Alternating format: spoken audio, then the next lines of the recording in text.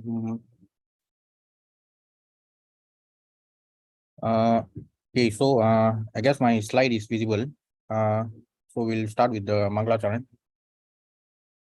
Om Ajnana Timirandasya, Jnananjana Shalakaya, Chakshur Unmilitam Yena Tasmai Sri Gurave Namah, Sri Chaitanya Mano Bhishtam Stapitam Yena Bhutale, Swayam Rupa Gadamayam Dadati Swapadantikam, Vandeyam Sri Guru Sri Yutapatakalam, Sri Gurun Vaishnavamscha, Sri Rupam Sagarjatam Sagana Raghunathan Vitam Stamsa Jivam, Sadvaitam Savadutam Parijana Saitam Krishna Chaitanya Devam, Sri Radha Krishna Pathan, Sagana Lalita Sri Vishakan Vitamscha, हे कृष्णा करुणा सिंधु दीनबंधु जगतपति गोपेशा गोपिका कांता राधा कांता नमस्ते तप्त कांचन गौरांगी राधे वृंदावनेश्वरी वृषभानुसुते देवी प्रणमामि हरिप्रिये वाञ्छाकल्पतरुभ्यश्च कृपा सिन्धुभ्यैव च पतितानां पावनेभ्यो वैष्णवेभ्यो नमो नमः श्री कृष्ण चैतन्य प्रभु नित्यानंद श्री अद्वैत गदाधर श्रीवासादि गौर भक्तवृंद हरे Krishna Krishna Krishna Hare Hare Hare Ram Ram Ram Hare Hare Hare Krishna Krishna Krishna Hare Hare Hare Ram Ram Hare Hare Hare Krishna Krishna Krishna Hare Hare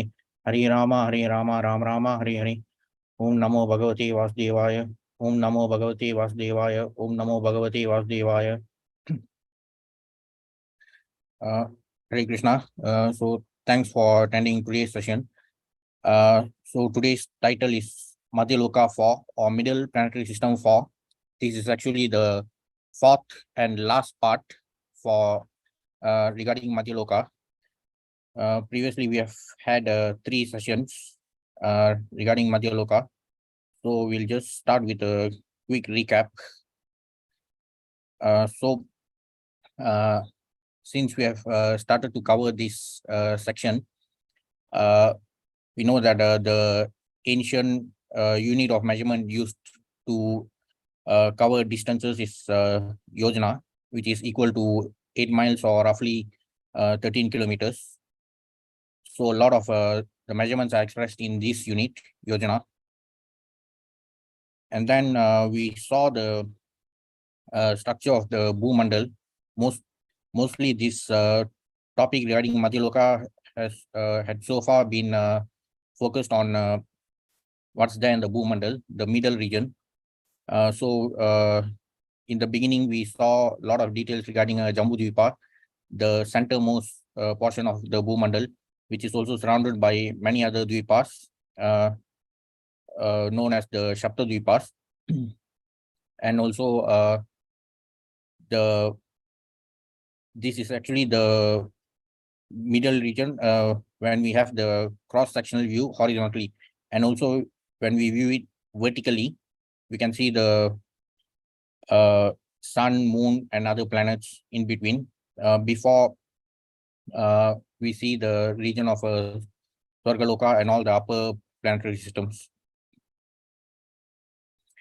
And in most of the, so far in the 3 sessions covered regarding Madhya Loka, all those sessions were focused on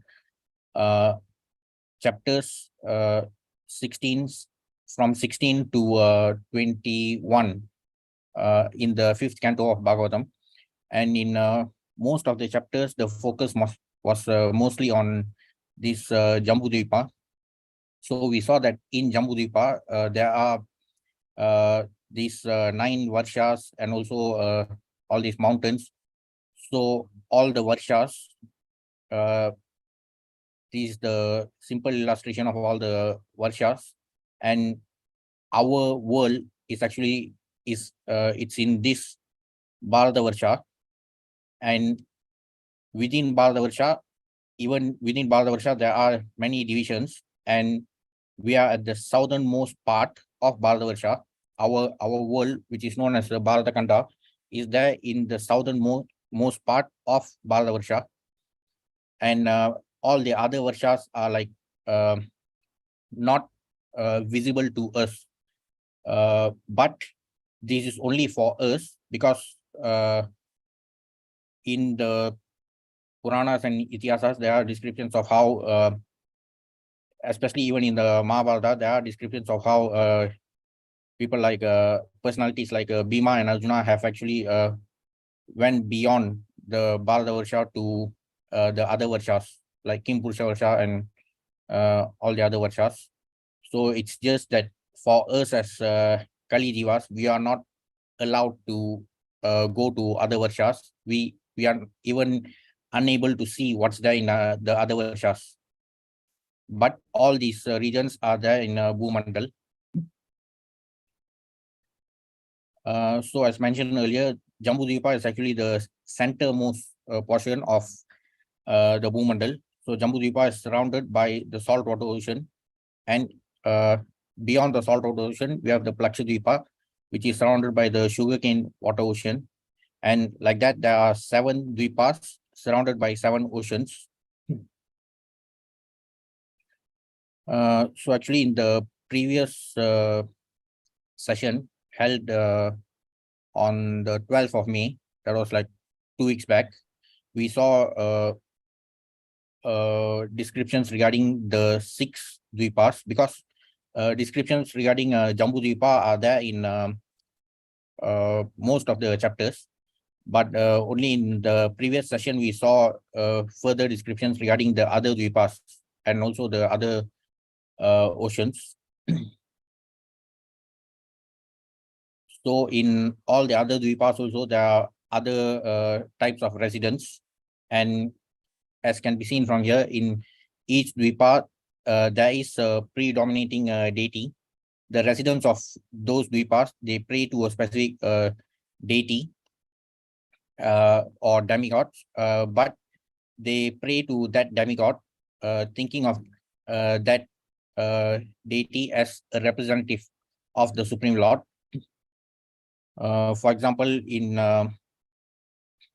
Kushadvipa, the residents pray to the fire god, like when they perform sacrifices, they pray to the fire god, but they think of the fire god as a representative of the Supreme Personality of Godhead, and that's how they provide all the offerings. So beyond the 7 Dvipas, there is this golden land, and beyond the golden land is the Loka Aloka mountain. This Loka Aloka mountain is like the boundary which defines the region of the Bhumandal which is inhabitable. So beyond the Loka Aloka mountain is inhabitable. That's why beyond the Loka Aloka mountain, we have the Aloka Varsha, which is not inhabitable. So the Loka Aloka mountain is like a container which contains the sun and all the other planets within the Bhumandal, and beyond the Loka Aloka mountain is this Aloka Varsha. So even the sun rays cannot go beyond this Loka Aloka mountain.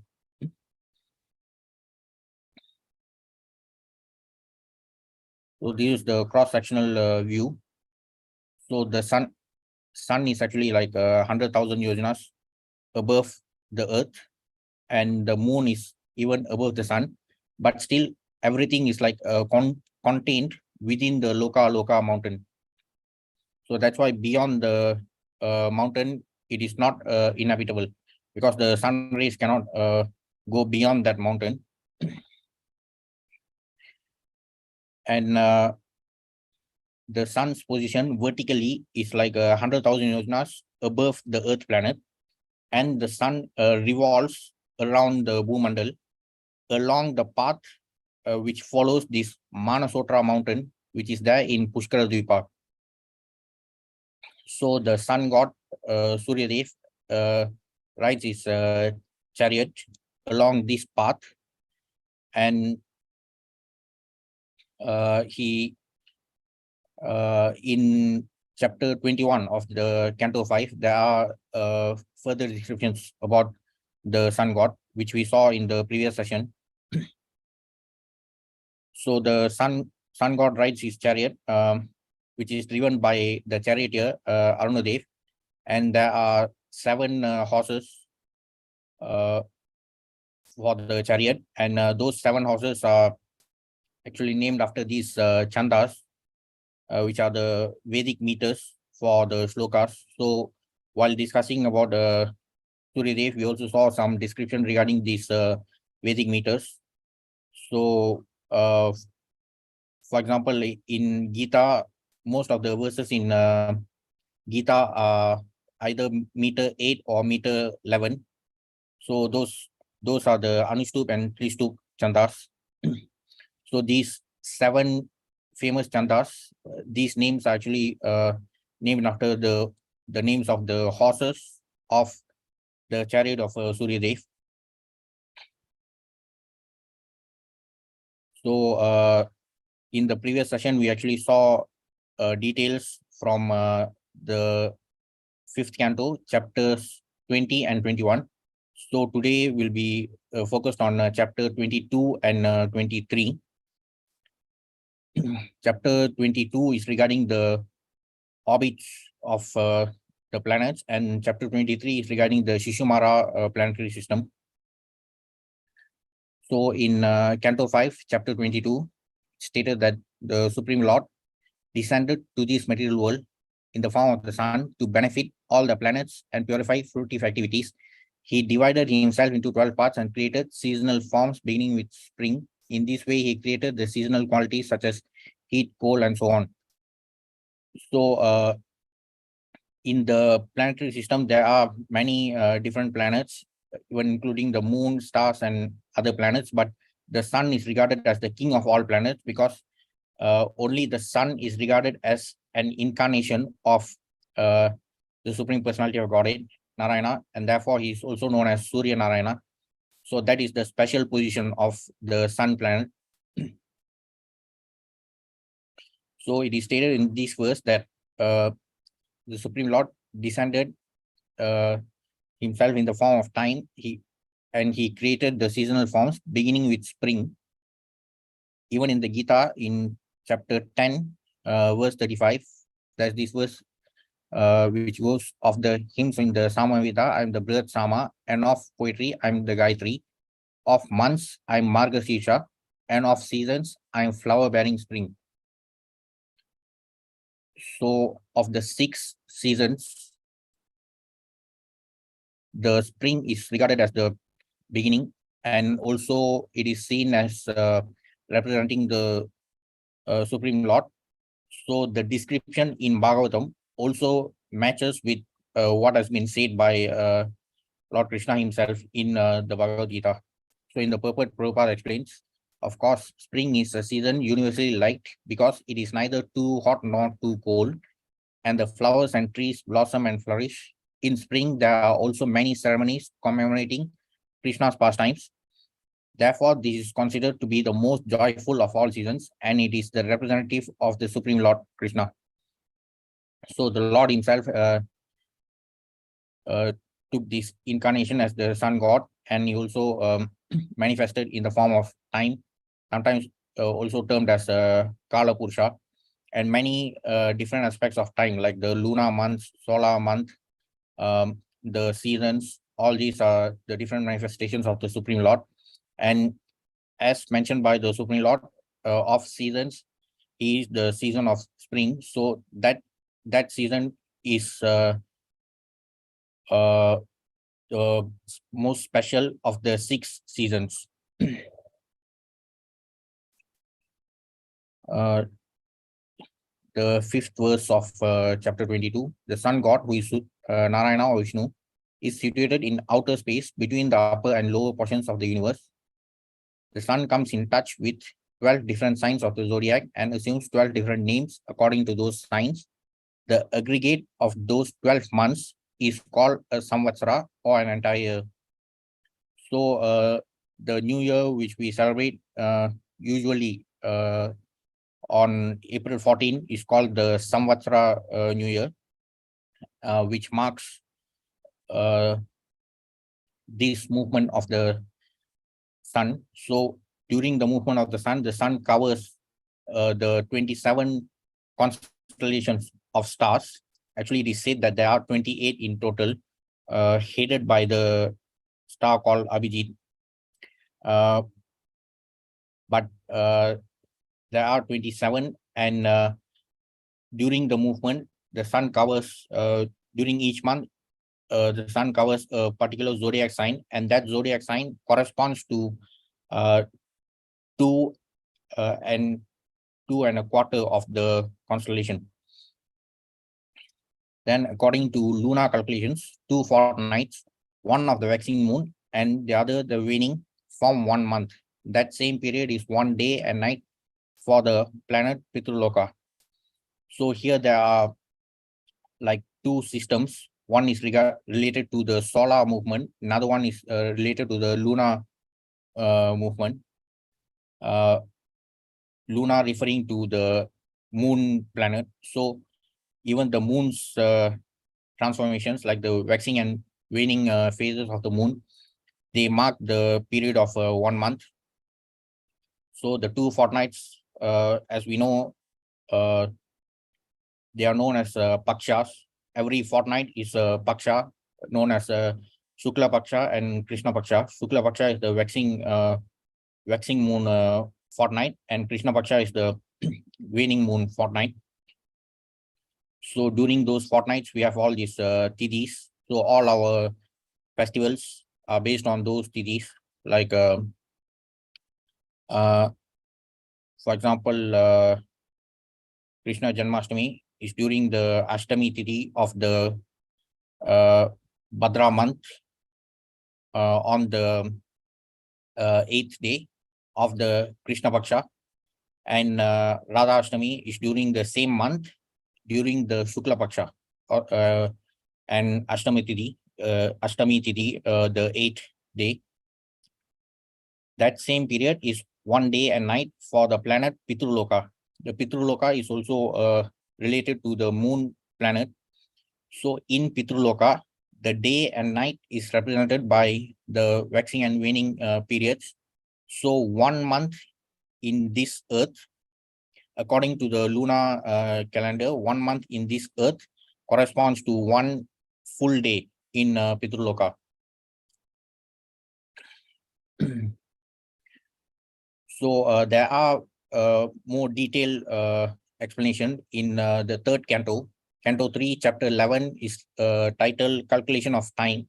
So in that chapter, there are all the units of time measurements, beginning from the smallest unit until months and years.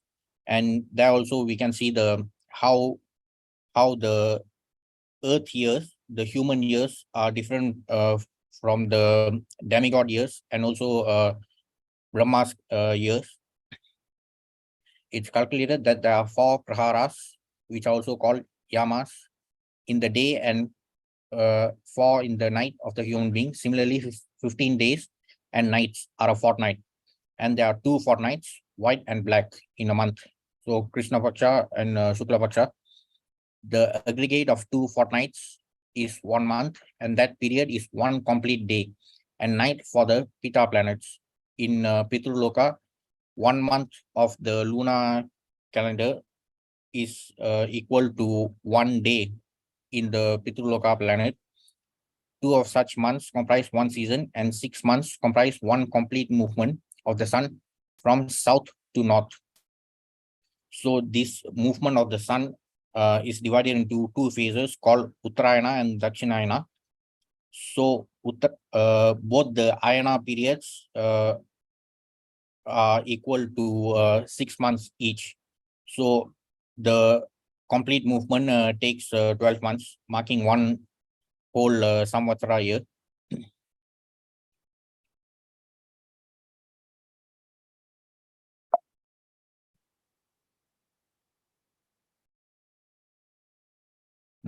According to stellar calculations, a month equals 2 1/4 constellations. When the sun travels for 2 months, a season passes, and therefore the seasonal changes are considered parts of the body of the year. So these stellar calculations refer to the constellation of the 27 stars, which we also call as nakshatras. So there are 27. So 1 month, as we saw earlier, every month has this 1 zodiac sign. So every zodiac sign corresponds to 2.25 constellations. So total there are 27 constellations. So for every zodiac sign or Rashi, there's this mapping to the nakshatra. So like that, 2 months correspond to one season, and therefore we have actually 6 seasons. So as we can see here, every zodiac sign or Rashi, it corresponds to 2.25 constellation. So there are 27 nakshatras. So this represents the complete movement of the sun.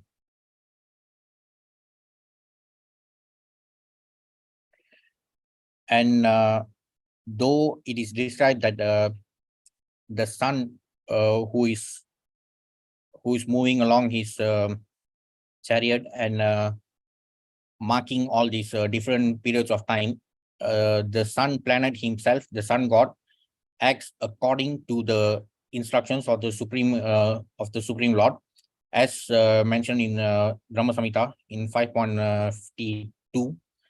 So even in Bhagavatam 3.21.18, in this chapter, this verse is the scene where Kardama Muni meets Lord Vishnu. Lord Vishnu manifests in front of Kardama Muni, and Kardama Muni is actually praying to Vishnu. And in this verse, Kardama Muni describes, saying that your wheel, meaning the chakra of Vishnu, Kardama Muni is describing the chakra of Vishnu, saying that your wheel, which has 3 naves, rotates around the axis of the imperishable Brahman. It has 13 spokes, 360 joints, 6 rims, and numberless leaves carved upon it. Though its revolution cuts short the lifespan of the entire creation, this wheel of tremendous velocity cannot touch the lifespan of the devotees of the Lord. So even in Bhagavad Gita, Krishna himself says that time I am. So regardless of whether we believe in God or not, no one can deny that we are all being, our existence is being swallowed by time. So as time goes on, our period is being cut short. So everything is due to the influence of the Supreme Lord, though it appears like this sun god's movement is causing all this, but it is all happening with according to the instruction of the Supreme Lord, as explained by Kardama Muni in this verse. But here Kardama Muni explains that though it appears like the influence of time cuts short the period of life, it is not, it is like disregarded by devotees, because devotees don't care about this this lifespan of material life in this material world.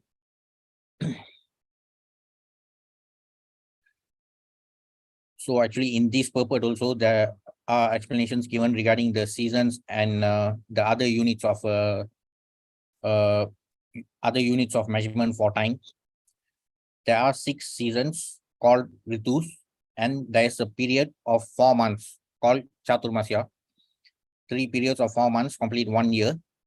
According to Vedic astronomical calculations, there are 13 months. The 13th month is called Adimas or Masa, and is added every 3rd year. So the last time we had this 13th month was in 2020. It was the Purushottam month. It arrived in October, somewhere in mid-October of 2020.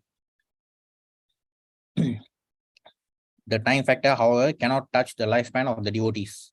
In other words, it is stated that when the sun rises and sets, it takes away the life of all living entities, but it cannot take away the life of those who are engaged in devotional service. Time is compared here to a big wheel which has 360 joints, 6 rims in the shape of seasons, and numberless leaves in the shape of moments. So the uncountable innumerable moments are regarded as numberless leaves. It rotates on the eternal existence, Brahman. So we saw in the earlier verses that the movements of the sun and moon, it seems like those uh, it seemed like the solar and lunar movements were described as being related to these measurements of time, but actually everything happens uh, according to the instructions of the Supreme Lord.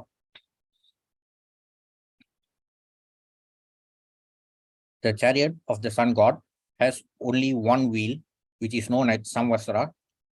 So we actually saw this in the last session in chapter 21. It's explained that the sun god's chariot has only one wheel, and the charioteer's name is Arnadev, and there are these 7 horses. The 12 months are calculated to be its 12 spokes. The 6 seasons are the sections of its rim, and the 3 Chaturmasya periods are its 3 section hub. One side of the axle carrying the wheel rests upon the summit of Mount Sumeru, and the other rests upon the Manasatra mountain. So this is actually a description about how the sun is able to follow its orbit during its movement. Because right on top of Sumeru, like much beyond the heights of Sumeru, on top there is Dhruva Loka. So actually, Dhruva Loka is the main pivot which controls the movement of not just the sun planet, but all the other planets in the outer space or Antariksha. So that description we'll see later in chapter 23 regarding the Shishumara planetary system.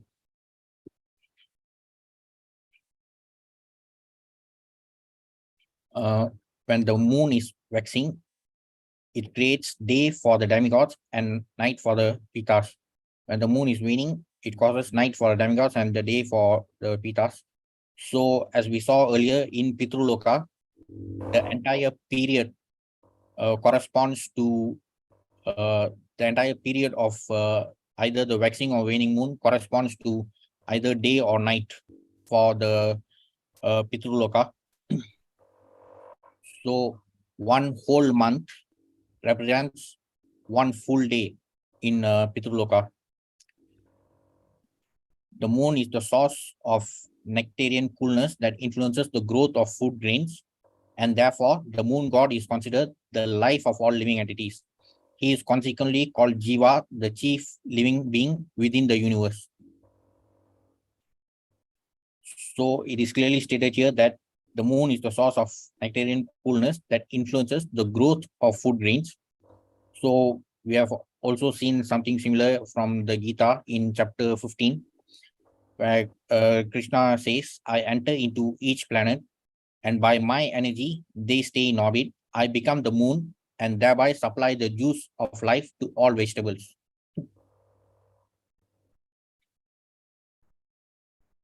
And here there are further descriptions regarding how the moon planet is also very special in the sense that there are many roles for the moon god. The moon is the predominating deity of everyone's mind, and therefore the moon god is called Manomaya. He is also called Annamaya because he gives potency to all herbs and plants. He is also called Amritamaya because he is the source of life for all living entities.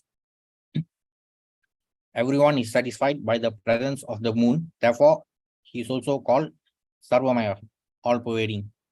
But all these potencies, we have seen that the sun god has his own potencies and his own roles, and the moon god also has his specific potencies. But all these come from the Supreme Lord.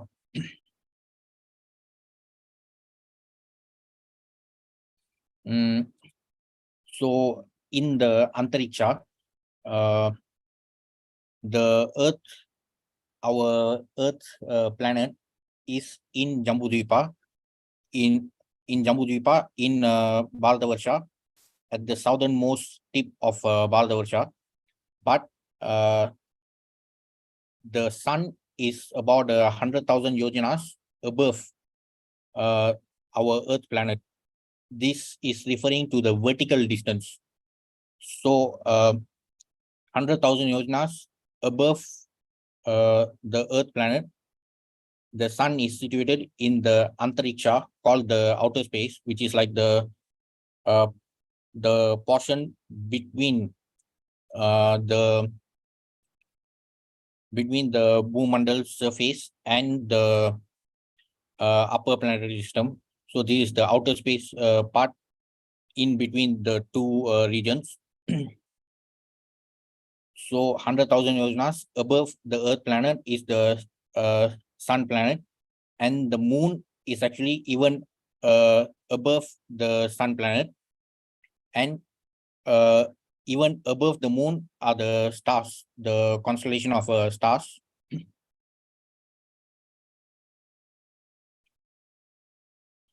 So this is how it looks roughly.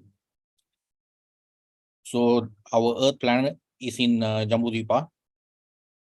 The sun revolves along the path in the Manasotra mountain, which is there in Pushkaradvipa. But the location of the sun is actually 100,000 yojanas above the Earth planet. But the moon is actually even above the sun, and the constellation of stars are even above the moon. And further above the stars, there are all the other different planets, and way beyond all the other planets, we have Loka. So this is the summary of the arrangement of all the planets beginning from Earth. 100,000 yojanas above the Earth planet is the sun. So another 100,000 yojanas above sun is the moon. From the moon, 200,000 yojanas above the moon are the stars. So actually, these are the vertical distances. Like from the Earth planet to the sun, there's also this horizontal distance. So that is mentioned as 12 million yojanas. So that is the horizontal distance. What we are seeing here is the vertical distance. So beyond the stars, for every 200,000 yojanas, there's a planet beyond the constellation of stars. So beginning with Venus, it is regarded as very favorable for all living beings within this universe. So the verse numbers are also given here to view further detailed descriptions regarding all these planets. And above Venus is the planet Buddha, also 200,000 yojanas. This planet is almost always very auspicious for the inhabitants of the universe, almost always. Then above Buddha is Mars, almost always creates unfavorable conditions. Above Mars is Jupiter. So all these distances are again all are the vertical distances.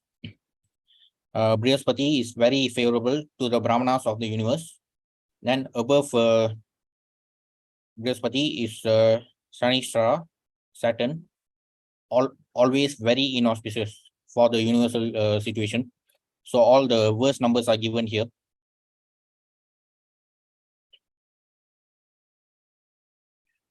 So like that, beginning from the Earth planet, there are all the other planets based on those vertical distances given. So the topmost planet, which you saw just now, is Saturn, and beyond Saturn is this planet of the 7 saintly sages. further above Saturn. This planet, the saintly sages are always thinking of the well-being of the inhabitants of the universe.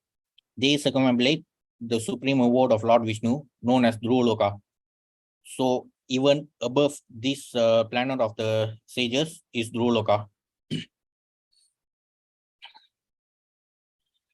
Srila Madhvacharya quotes this verse from Brahmanda Purana. Lord Vishnu, who is the source of knowledge and transcendental bliss, has assumed the form of Shishumara in the seventh heaven, which is situated in the topmost level of the universe. All the other planets, beginning with the sun, exist under the shelter of the Shishumara planetary system. So as we can see from the table which I showed just now, beginning from Earth, above Earth is the sun, then moon, stars, and all the other different planets. And way beyond Saturn and the planet of the sages, we have the Loka. So all these planets, they are controlled by Loka, because that is actually the abode of Shirodakshai Vishnu, which was gifted to Dhruva. So that is like the pivot or HQ which controls all the other planets. But this arrangement, the arrangement of all these planets according to the orbits and all that is termed as the Shishumara planetary system. So even from the descriptions in Bhagavatam also validate what was mentioned by Krishna in Gita 5.29. Voktaram yakni tapasam sarvaloka maheshwaram suhridam sarva bhutanam yatva mam shantim richati. So in this verse, we can see this pada which says sarvaloka maheshwaram, the supreme lord of all planets and demigods. Actually, when we saw the table listing all the different planets, we also saw their influences, like how they are auspicious and inauspicious. So there's this popular belief that those who are having inauspicious time, they should pray to that planet or this planet. But as we have seen from many of our previous sessions also, one of our acharyas, that is Narada Muni, he has given a very simple but powerful solution in Bhagavatam 4.31.14. In the instructions of Narada Muni to the Prachetas, Narada Muni says, Yata Tarur Mula Nishechanina Tripyanti Tatshanda Bujopashaka Pranopahara Chayatendiranam Tataiva Sarvaranam Achyuteja.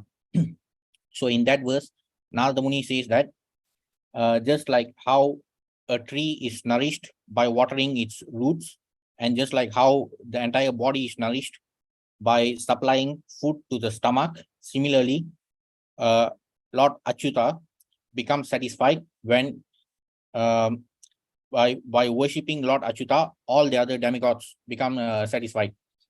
So similarly, even Krishna is saying something similar in Gita 5.29. Krishna is also saying that he is the supreme lord of all planets and demigods, Sarvaloka Maheshwaram. So rather than going and praying to each and every single planet differently when we have inauspicious time, if we simply pray to the supreme controller, it will be much easier, because simply by surrendering to the supreme controller, he is going to take care of all the arrangements of these planets. So that's what Krishna himself says in Gita 5.29, which is also reiterated by Narada Muni in Bhagavatam 4.31.14. So we saw this description regarding the Shishumara planetary system. So this chapter 23 in 5th canto is regarding descriptions of the Shishumara planetary system. Actually, it refers to how all the planets which we saw earlier, like from apart from Earth, it describes how the sun, moon, the constellation of stars, and all the other planets are arranged in the form of this Shishumara pattern, which resembles the shape of a dolphin.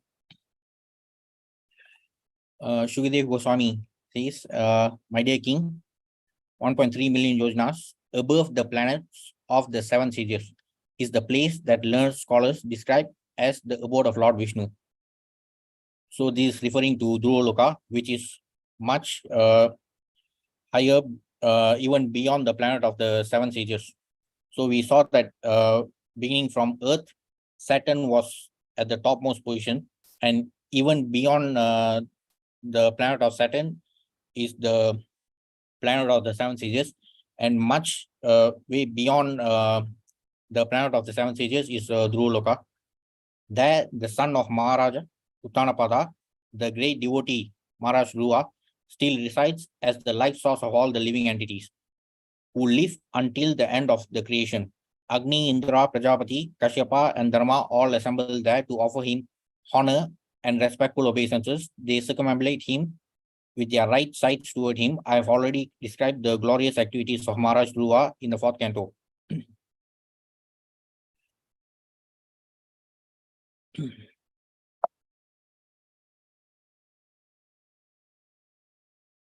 Established by the supreme will of the Supreme Personality of Godhead, the pole star, which is the planet of Maharaj Dhruva, constantly shines as the central pivot for all the stars and planets.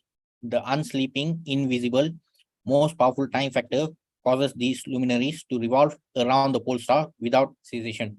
So the sun, moon, the stars, and all the other different planets, they are able to follow their orbits and revolve along those their paths of motion according to this arrangement, which is actually controlled by Dhruva Loka, because it is the abode of Vishnu.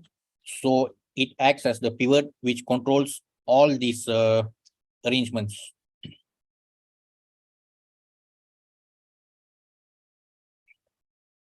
And here, in this purport, it describes regarding how the Supreme Lord was extremely kind to award his own abode to his devotee. The Supreme Personality of Godhead is so kind and loves his devotee, Maharaj Dhruva, so much that he has placed all the luminaries under the control of Dhruva's planet and has arranged for the time factor to work under him or with his cooperation. Everything is actually done according to the will and direction of the Supreme Personality of Godhead. But to make his devotee Dhruva the most important individual within the universe, the Lord has placed the activities of the time factor under his control. So this is regarding how the Supreme Lord glorifies his beloved devotee, Dhruva.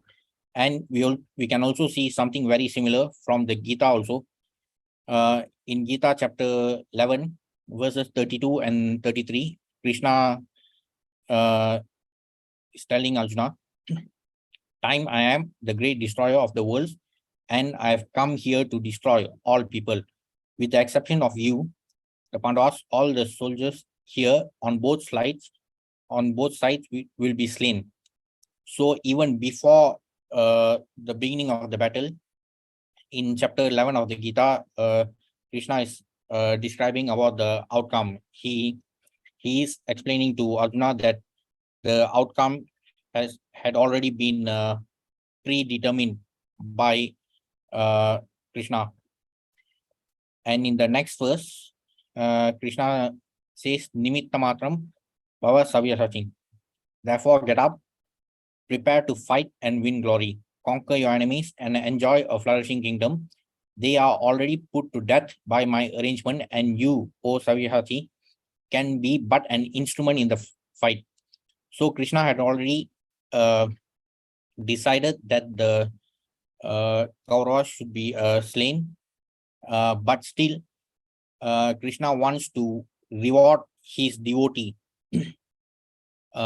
Krishna wants Arjuna to take credit for it and enjoy the glory. So this is also similar to how Krishna rewarded Dhruva.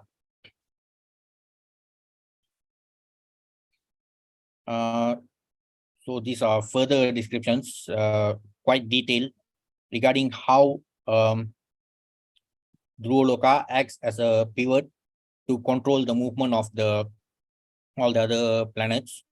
So the analogy given here is how the bulls are yoked together and tied to a central post to thrash rice. So the pivot is in the center, and the bulls are tight and they'll be going around. So the pivot is in the center. Similarly, a similar arrangement is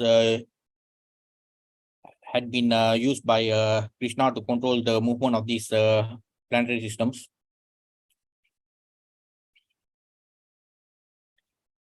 So all the planets and the hundreds and thousands of stars revolve around the pole star, the planet of Maharaj Dhruva, in their respective orbits, some higher and some lower, fastened by the Supreme Personality of Godhead to the machine of material nature according to the results of their fruitive acts. They are driven around the pole star by the wind and will continue to be so until the end of creation. So the movement along the orbits is said to be controlled by the force of the wind. These planets float in the air within the vast sky, just as clouds with hundreds of tons of water float in the air, or as the great Shana eagles, due to the results of past activities, fly high in the sky and have no chance of falling to the ground. In the purport, Prabhupada has given a very detailed explanation to simplify the understanding of how the movements of the planets are controlled and how they actually stay on their orbits. So here, Prabhupada actually counters the notion of so-called modern scientists by explaining the description given in Bhagavatam. According to the description of this verse, all the stars and planets are not clustered together because of the law of gravity or any similar idea of the modern scientists. The planets and stars are all servants of the Supreme Personality of Godhead, Krishna, and according to his order, they sit in their chariots and travel in their respective orbits. The orbits, compared to machines given by material nature, to the operating deities of the stars and planets who carry out the orders of the Supreme Personality of Godhead by revolving around Dhruva Loka, which is occupied by the great devotee Maharaj Dhruva. So the central pivot is Dhruva Loka, and all the stars and planets are revolving around Dhruva Loka along the orbits, and everything is controlled by the energy of the Supreme Lord.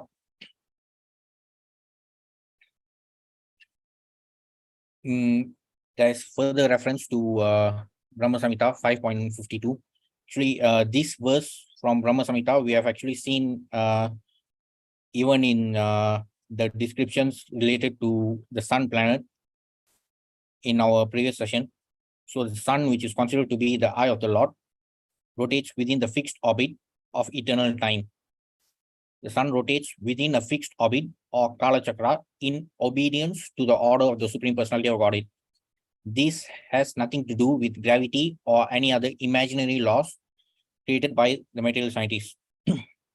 So obviously, just because the so-called scientists deny the existence of God, so for sure they are not going to be willing to accept that this arrangement is due to Krishna's energy, and therefore they give it some name saying that it is the law of gravitation or the law of levitation and all that. But it is clearly stated in the Bhagavatam that all these arrangements and the movements along the orbit are based on the instructions of the Supreme Lord. Material scientists want to avoid the ruling government of the Supreme Personality of Godhead, and therefore they imagine different conditions under which they suppose the planets move. The Supreme Personality of Godhead orders the subordinate persons, the demigods or various names, to carry out his supreme will.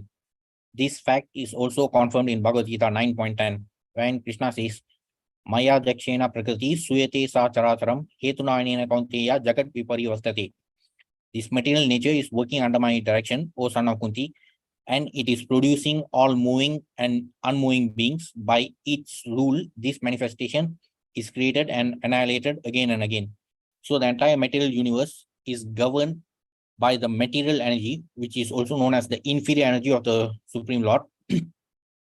So all these planetary movements and the arrangements are all controlled by the material energy of the Lord. And since the material scientists do not want to accept this fact, they simply come up with all different types of labels to describe that this is happening due to this law and that law. The orbits of the planets resemble the bodies in which all living entities are seated, because they are both machines controlled by the Supreme Personality of Godhead. As Krishna says in the Bhagavad Gita 18.61, Ishvara Sarvabhutanam Siddhese Junitishthati Ramayan Sarvabhutani Yantra Udani Maya. The Supreme Lord is situated in everyone's heart, O Arjuna, and is directing the wanderings of all living entities who are seated as on a machine made of the material energy. The machine given by material nature, whether the machine of the body or the machine of the orbit or Kala Chakra, works according to the orders given by the Supreme Personality of Godhead. So even the orbit is described as a machine which is controlled by the material energy of the Supreme Lord. So whether it is our material body or even the orbits of the planets, all these are working due to the material energy of the Supreme Lord. The Supreme Personality of Godhead and material nature work together to maintain this great universe, and not only this universe, but also the millions of other universes beyond this one. So, of course, we know that from the body of Mahavishnu, there are innumerable universes which originate. So, not just for this single universe, in all the other material universes are also governed by the material energy of the Supreme Lord. The question of how the planets and stars are floating is also answered in this verse. It is not because of the laws of gravity, rather they are enabled to float by manipulations of the air. It is due to such manipulations that big heavy clouds float and big eagles fly in the sky. So it was mentioned regarding these China eagles. So that particular type of eagles, they are able to move based on this adjustment of the air, and actually that has also been applied in the so-called modern scientific inventions like the jet aircraft. By controlling the air, they float high in the sky, resisting the tendency to fall to earth. Such adjustments of the air are all made possible by the cooperation of the principles of Purusha and Prakriti. So the Supreme Lord is Purusha and Prakriti is the material nature. So the interaction between Purusha and Prakriti governs this entire manifestation.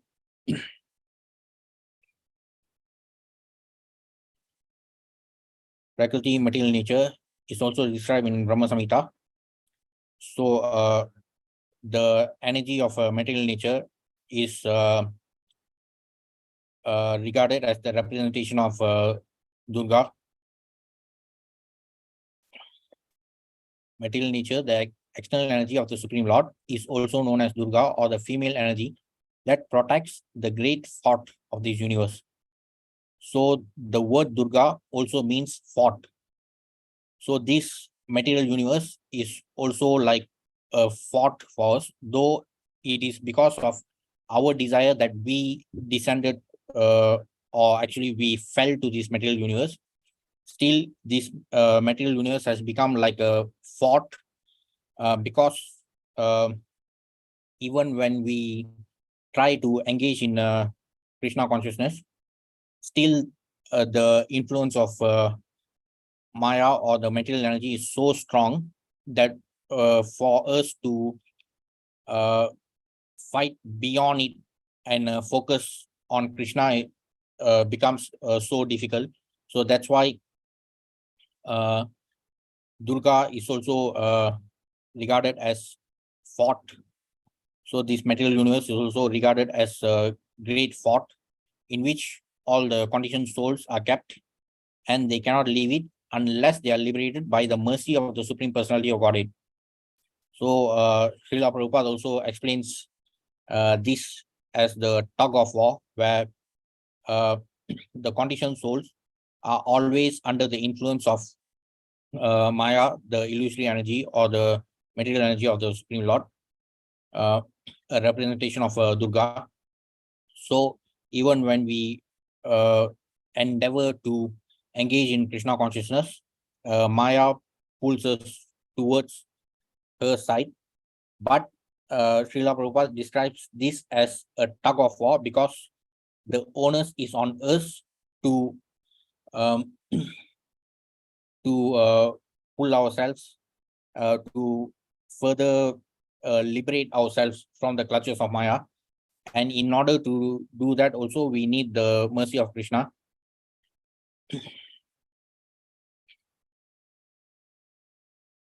Mm, So further explanation related to Gita 4.9. Janma karma chame divyam evam yo veti tattvata tyakta deyam punarjanma naiti mameti so Arjuna. So those who know the transcendental nature of my appearance and activities does not upon leaving the body take his birth again in this material world, but attains my eternal abode for Arjuna. So even in the Gita, Krishna has given the solution to our problem. So if we understand the transcendental nature of Krishna's appearance and activities, then we will not be taking birth again in this material world.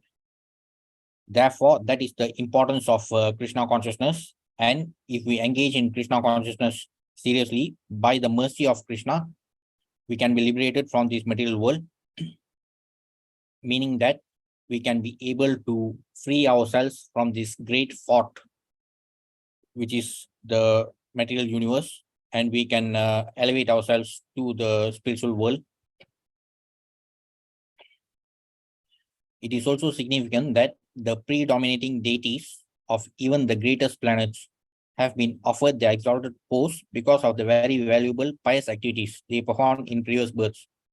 So the personality who is appointed as the sun god or the moon god, they have also uh, accumulated very pious karmas in their previous lives, and therefore they have gained those exalted positions, just like those personalities in even in Swargaloka, like Indra.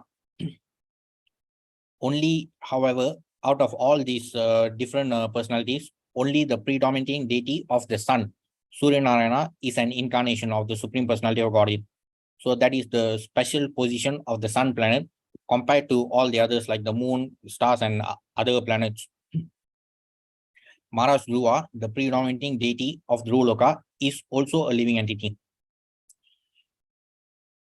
So, despite the fact that Maharaj Dhruva had been empowered and blessed by Lord Vishnu, uh, because he gave his own abode to Maharaj Dhruva, still even Maharaj Dhruva is also a living entity, but he had gained that special position in that supreme abode of the Lord.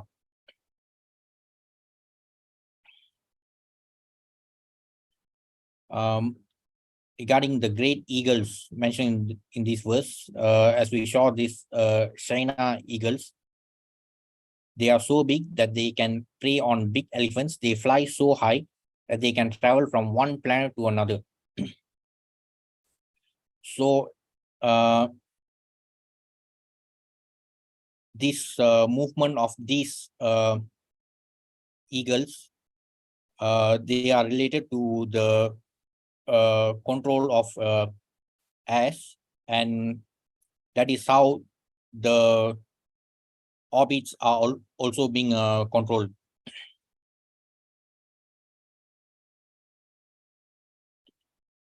So based on because it has been mentioned that in the verse itself, there's this mention regarding these eagles, and therefore they describe the mechanism of how flying and floating can be made possible through adjustments of the air. The planets, in a similar way, are floating because material nature adjusts the air according to the orders of the Supreme Lord. So it could be said that these adjustments constitute the law of gravity, but in any case, one must accept that these laws are made by the Supreme Personality of Godhead. The so-called scientists have no control over them. The scientists can falsely, improperly declare that there is no God, but this is not a fact.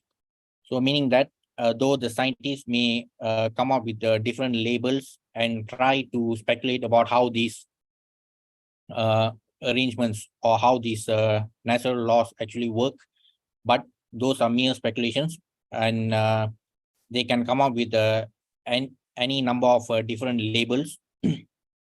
But the fact remains that all the intricacies of these laws related to material nature are still governed by the Supreme Lord.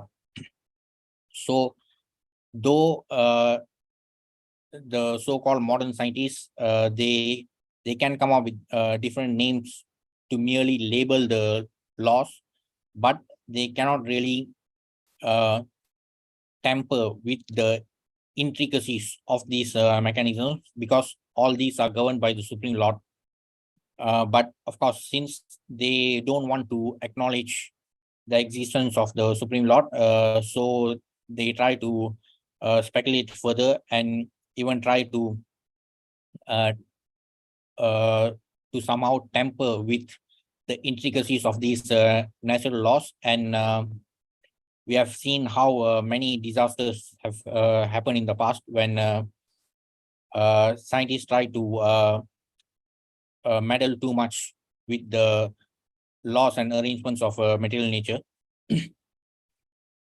In fact, so many of our problems that we are facing now, even related to these irregularities in the weather itself, is also a very obvious sign of how our so-called modern science had messed up with this material nature.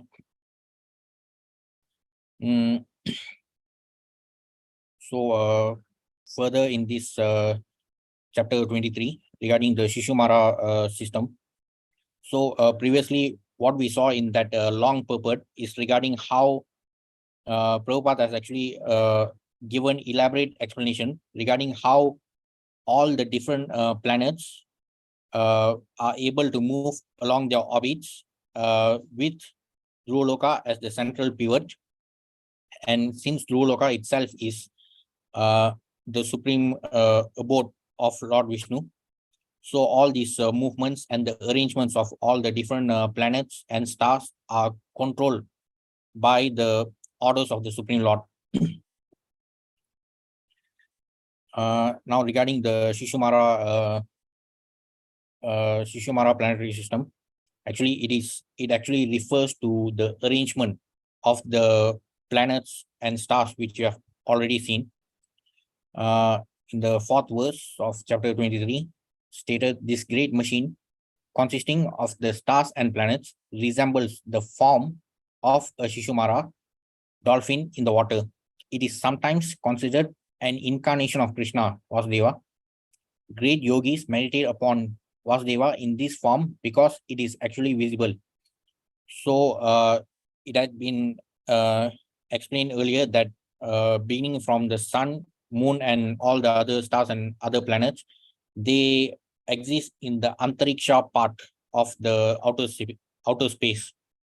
So from our planet Earth, this entire arrangement can actually be seen, and the pattern of how these stars and planets are arranged resembles this form of Shishumara, which is like a dolphin. So the great yogis meditate upon this form of the dolphin as another form of Krishna.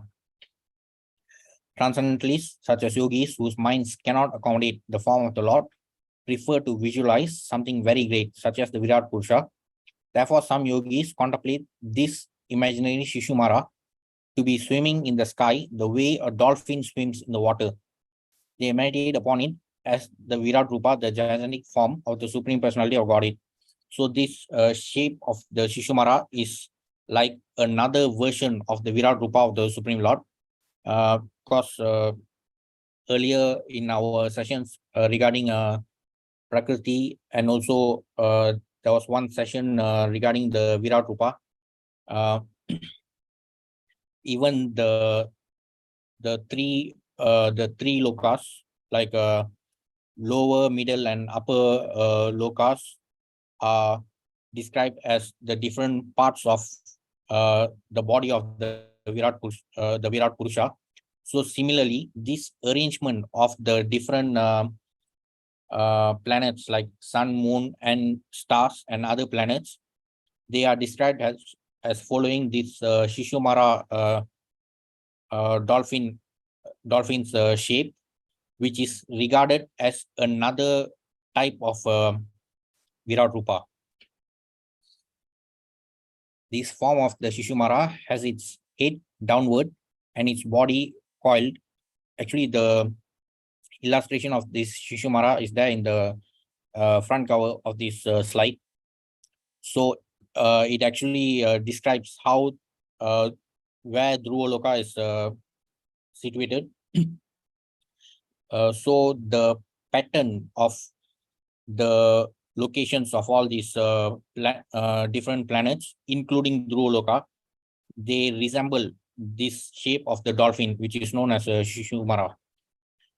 So on the end of its tail is the planet of Dhruva.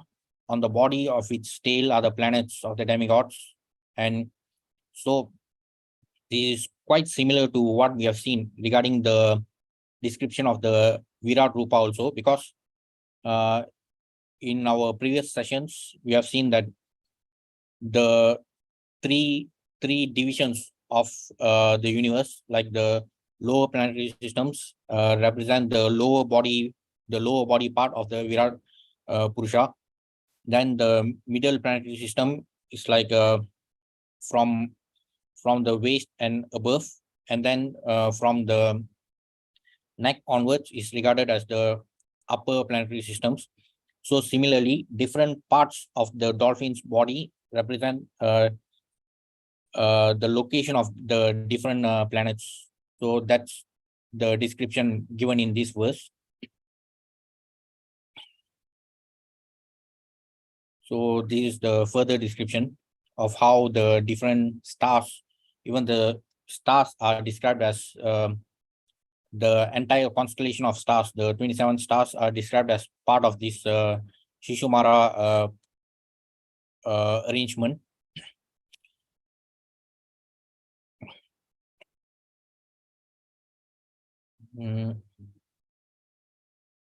So actually in these descriptions, we can see that all the stars, all the 27 stars are described in these verses.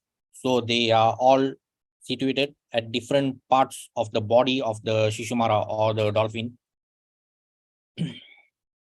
Again, these are further descriptions. So in the previous verses, the location of all the different stars are given.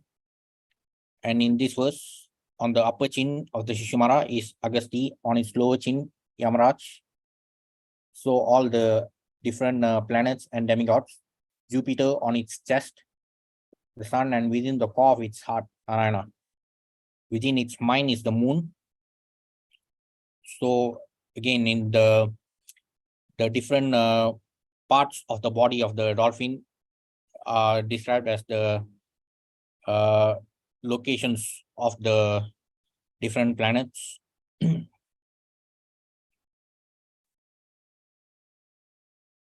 Then Sukadev Goswami continues regarding the glories of this Shishumara, this form of the Shishumara. He says, "My dear king, the body of the Shishumara, as thus described, should be considered the external form of Lord Vishnu, the Supreme Personality of Godhead. Morning, noon, and evening, one should silently observe the form of the Lord as the Shishumara Chakra and worship him with this mantra.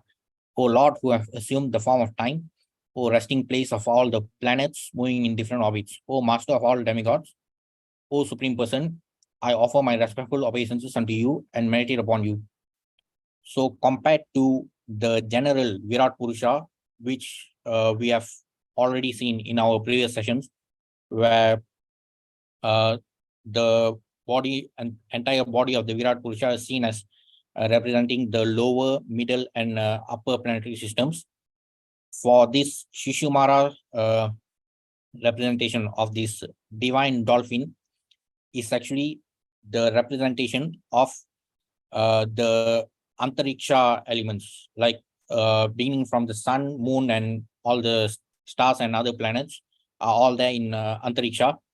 So they can be viewed from our Earth planet, and therefore the great yogis, they meditate upon this Shishumara form of the Lord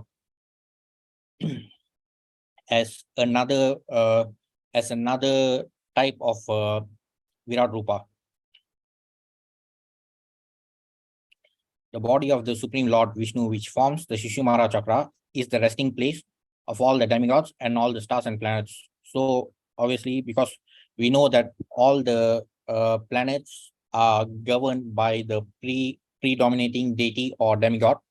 So since all these different planets are located along different parts of the body of the Shishumara, so this Shishumara Rupa of Lord Vishnu is seen as the entire residence for all the different demigods.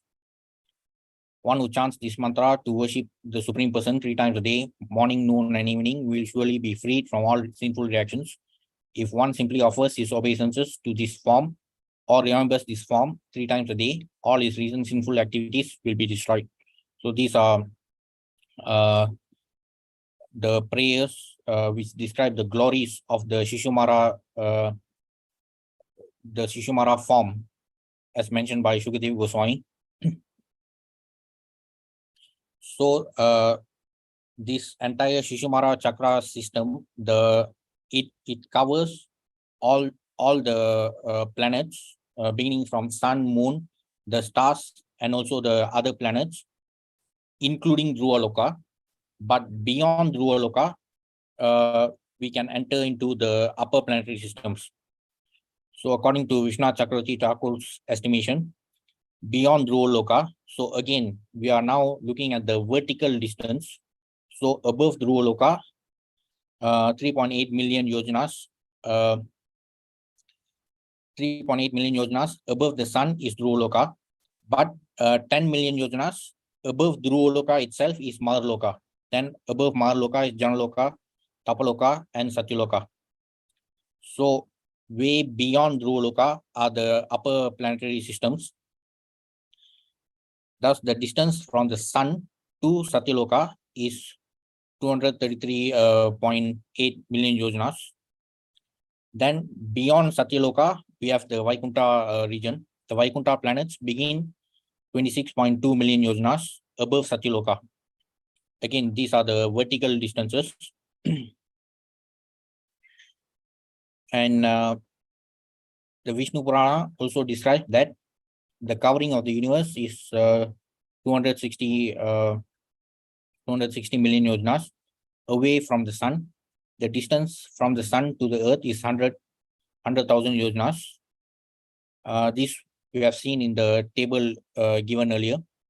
Below the earth by 70,000 yojanas are the 7 lower planetary systems called Atala, Vitala, Sutala, Talatala, Mahatala, Rasatala, and Patala. So today is actually the last session of this regarding this Madhya Loka. So next week we'll be looking at the Adho Loka, the lower planetary systems. Below these lower planets by 30,000 yojanas, Sheshanaga is lying on the Garbhodaka Ocean. That ocean is 249 million yojanas deep. Thus, the total diameter of the universe is approximately 500 million yojanas. So, in one of our previous sessions, while seeing the description of the Bhumandal, we saw how the diameter of the Bhumandal is estimated to be 500 million yojanas, as stated here. I think it was in the previous session because the radius of the Bhumandal is about 250 million yojanas, but it is like divided right at the point where the Loka mountain is situated. So from the center of the Bhumandal, where the Mount Meru is located, from that point to the Loka mountain is about 125 million yojanas, and beyond the Loka mountain, the Aloka Varsha region is another 125 million yojanas. So total, the radius of the Bhumandal is about 250 million yojanas, and therefore the diameter is 500 million yojanas. So this is actually the horizontal structure of the Bhumandal, but the description that we are seeing here is actually the vertical description. So it is here it is describing the vertical structure from the lowest point from where Sheshnak is supporting the Bhumandal. So that point, and also below that, which includes the depth of the Garbhodaka Ocean. So this is the vertical diameter, which is also estimated to be the same 500 million yojanas, just like the horizontal diameter. So we have actually covered the entire Madhya Loka portion. So today we saw chapters 22 and 23 of Canto 5. So we have completed this entire series related to Madhya Loka.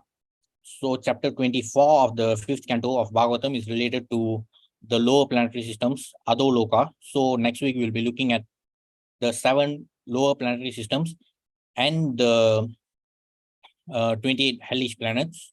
So that will be for Adho Loka. That will be just one session. This entire description regarding this Madhya Loka has been really massive, and therefore I had to split into 4 sessions. But before we end, I just want to clarify certain details which I myself experienced, and I learned this while following His Grace Pavaneshwar Das Prabhu's lectures, because he's like a very erudite scholar in this field of Vedic or Bhagavata cosmology. So while following his lectures also, especially when it comes to this Madhya Loka portion, when we cover these Antariksha elements like the sun, moon, and stars, we can see that the descriptions given in Bhagavatam seem to kind of contradict what we have learned in school.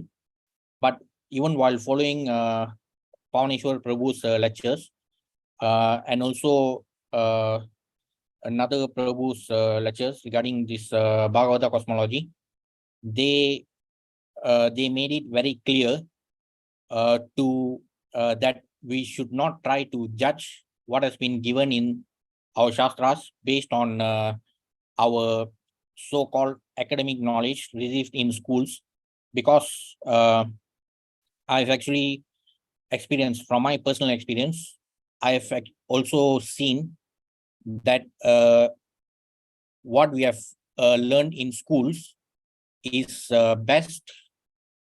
it's best if we study just for the purpose of passing exams, because it has been proven in my experience, and I guess we have all seen this in our lifetime.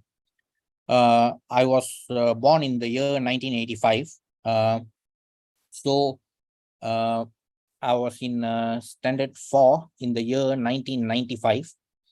So our batch was the first batch which took 5 subjects for UPSR in primary school. The last batch before my batch, the last batch had only 4 subjects for UPSR. But beginning from our batch, we had to take this science and kajian tempatan starting from standard 4. So I started to learn science from standard 4, and we were the first batch to take 5 subjects for UPSR. And I still remember that when I learned science in primary school itself, especially when we learned about this solar system, we learned that there are 9 planets which revolve around the sun. And we were also told that the sun is stationary, and all the other planets revolve around the sun. But this is what I got from our recent school textbook. So it is stated here that there are 8 planets. And when I try to browse a little more regarding this, I found that there's some discovery by NASA or something where they have classified Pluto as a dwarf planet. So earlier, when we learned, when we all learned science, we used to learn about these 9 planets as part of the solar system.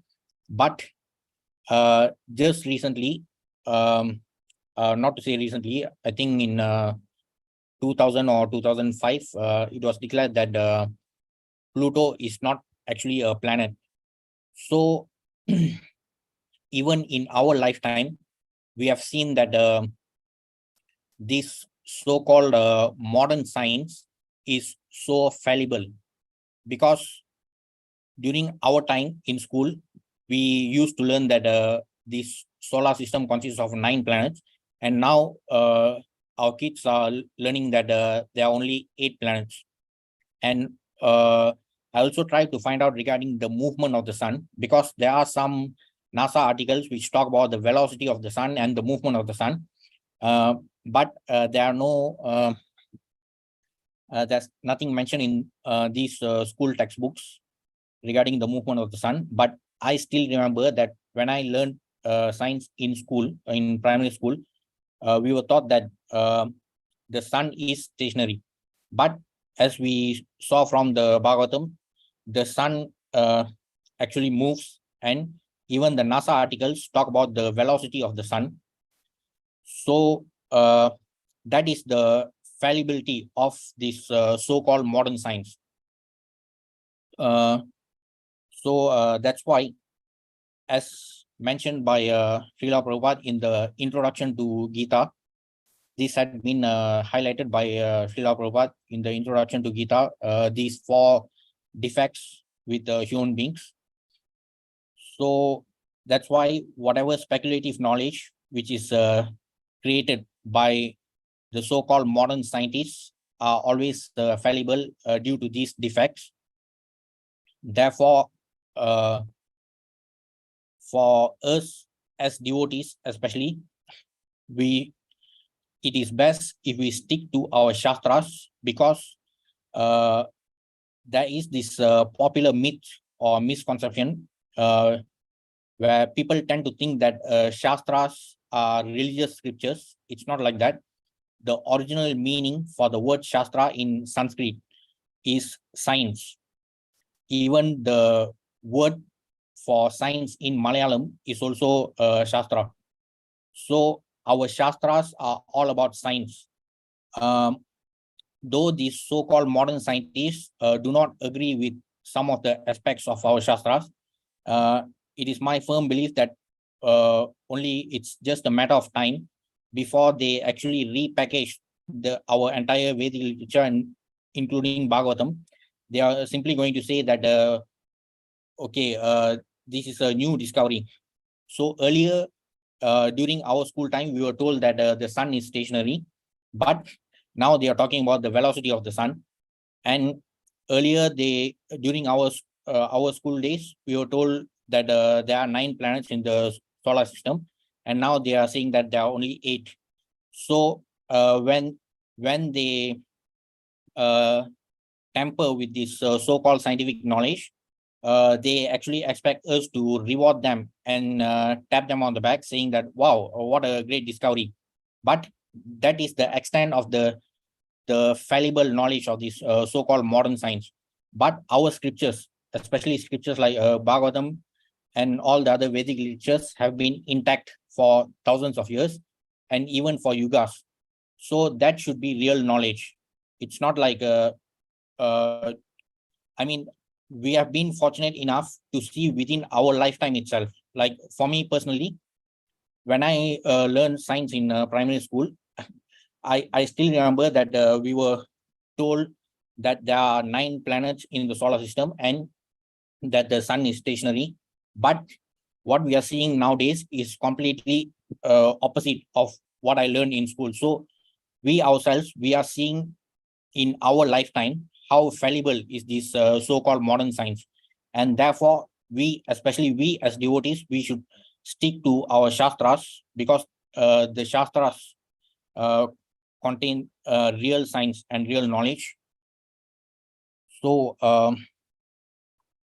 just to clarify that, even if there are some aspects which seem to be contradicting this so-called modern science, so since we have already passed all our exams, so there's no need to be confused. We can really believe in our Shastras, especially in all the knowledge given by Bhagavatam.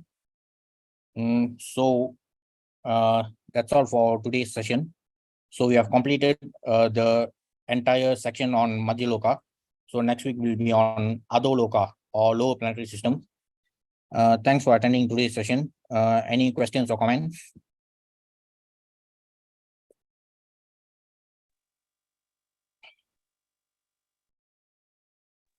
Hare Krishna, Prabhu. Hare Krishna. Oh, thank you for the presentation, Prabhu. It's very nice, very comprehensive. Actually, you summarized the whole thing. So very, very nice. So yeah. I mean, as you said, Prabhu, very important point. This medical mundane, this mundane science is not the measure for the fact, right? Shastra is perfect. So we cannot use the science to measure the accuracy of Shastra. Shastra is already accurate.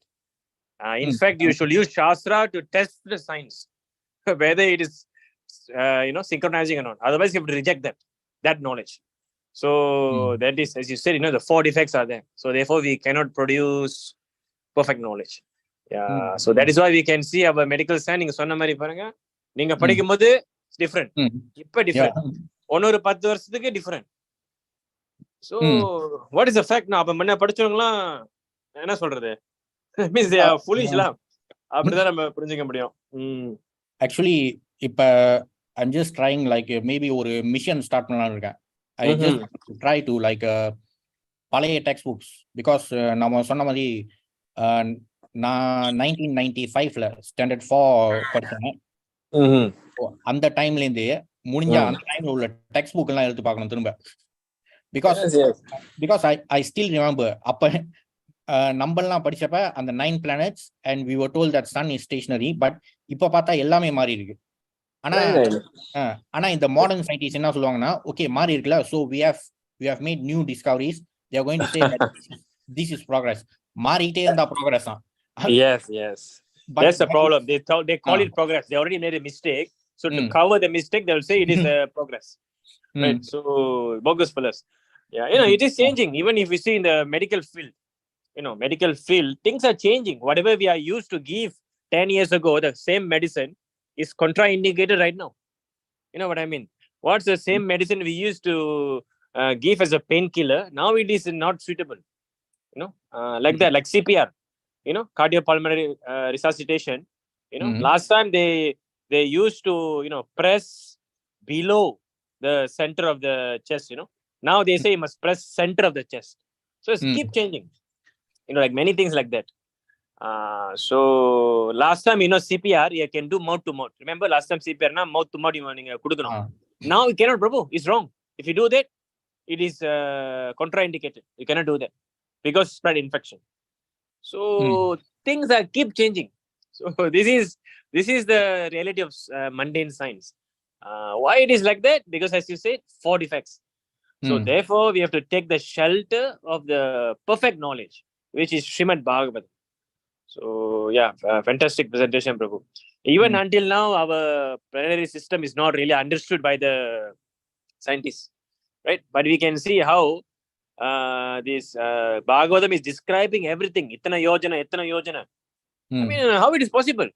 How it is possible? So there are like many other things. If you look into Bhagavatam, they even speak about embryology.